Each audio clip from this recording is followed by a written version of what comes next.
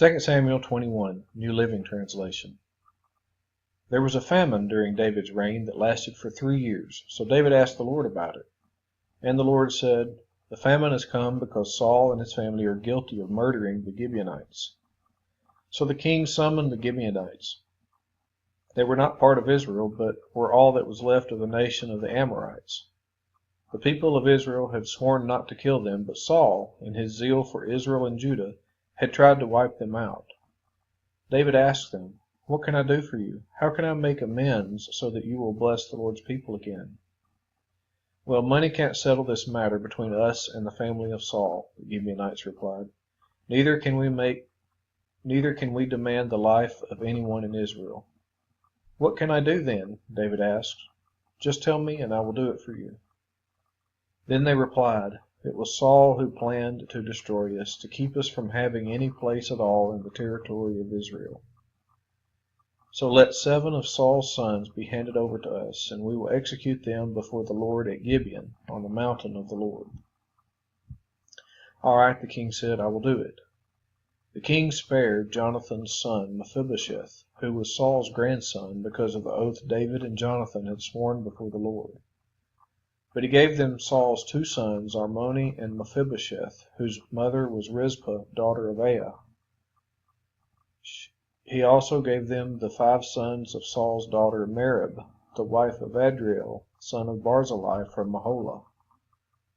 The men of Gibeon executed them on the mountain before the Lord. So all 7 of them died together at the beginning of the barley harvest. Then Rizpah, daughter of Aiah, the mother of 2 of the men, spread burlap on a rock and stayed there the entire harvest season. She prevented the scavenger birds from tearing at their bodies during the day and stopped wild animals from eating them at night.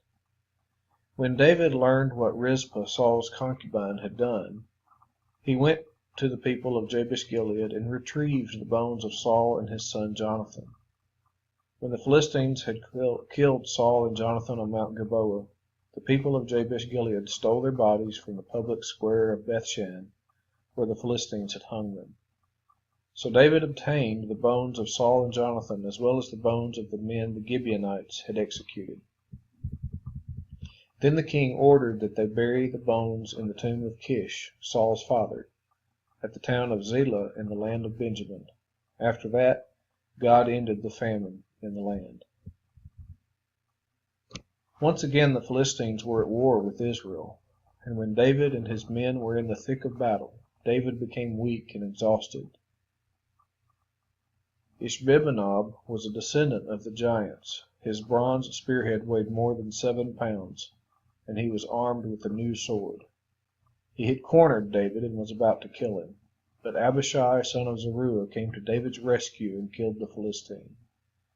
Then David's men declared, "You are not going out to battle with us again. Why risk snuffing out the light of Israel?" After this there was another battle against the Philistines at Gob. As they fought, Sibbecai from Husha killed Saph, another descendant of the giants. During another battle at Gob, Elhanan, son of Jair from Bethlehem, killed the brother of Goliath of Gath. The handle of his spear was as thick as a weaver's beam.